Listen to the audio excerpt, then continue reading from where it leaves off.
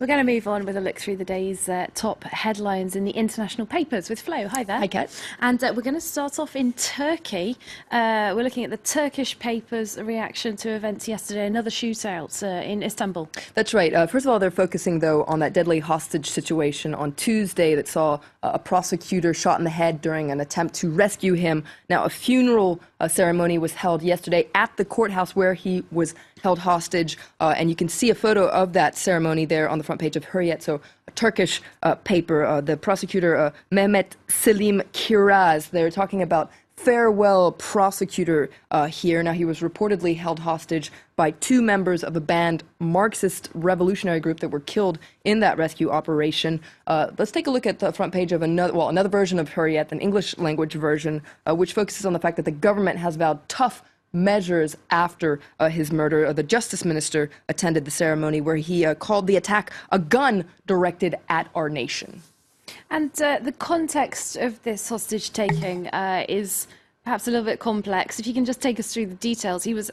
Kiraz was investigating a controversial case involving the death of a teenager. That's right. This is the 15-year-old Birkin Elvan. Now, he was killed after being wounded during anti-government protests in 2015. He was hit on the head by a police tear canister during those protests and died later, about 9 months later, because of his wounds. Now, what's interesting is that the prosecutor was actually working on his case, and you can see here in this article in Daily News, so the English language version of Hurriyet, it reports that he had actually made progress not only in the case of the teenager that died during those protests, but also during the case of other protesters that were wounded during those 2013 anti-government protests. For instance, he worked really hard to formally identify the police officers that were caught on tape involved in incidents where protesters were wounded. And also, he established that police didn't always shoot tear gas canisters at the necessary 45-degree angle. Sometimes they directly targeted protesters. So he made a lot of progress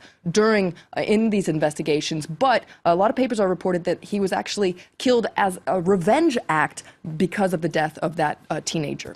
And as we said before, this comes within a context of a lot of violence in Turkey. Absolutely. Lots of papers are focusing on the recent days in Istanbul. This is an article in Le Monde that talks about a flare-up in political violence because there was, of course, that deadly hostage situation on Tuesday. And then Wednesday, an armed band entered a local office of the ruling AKP party, and the city's police headquarters were attacked. So all this raises fear of more violence in the run-up to legislative elections that are scheduled for June. All right, we're going to move on with a quick word on Nigeria. Now, the news of the new president being announced, perhaps a little bit late for some of the newspapers to get yesterday. So we're still looking at what Muhammadu Buhari might bring to Nigeria in today's papers. That's right. Lots of papers are applauding the fact that despite the fact this was a very bitterly contested race, so far it seems like a peaceful future for Nigeria. You can see the front page of Daily Trust, a Nigerian paper, focusing on the fact that Jonathan has nothing to fear from me. Those are Buhari's words. The Wall Street Journal, in its editorial, applauds Nigeria's new broom. I guess they mean that he's going to clean up Nigeria. And The Independent as well talks about Buhari to the rescue. So it seems like a lot of hope in the press after that very, very tight race. All right, we will be hearing more from our correspondent in Nigeria in about the next 10 minutes or so. So we'll see what she has to say. We're going to move stateside now, though.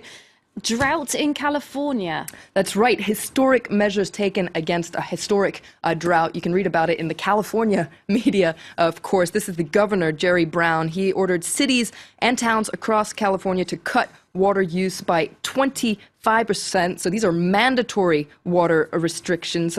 First time that these mandatory restrictions have been put in place. Now, this is going to affect, of course, farms, businesses, but also homeowners. They're going to have to stop watering their lawns, washing their cars, even taking showers. Mr. Brown said the idea of your nice little green lawn, well, those days are in the past. Another article in the Los Angeles Times points out that California is facing really a 4-year historic drought. You can see the headline. It says, California has about 1 year of water stored. Will you ration now?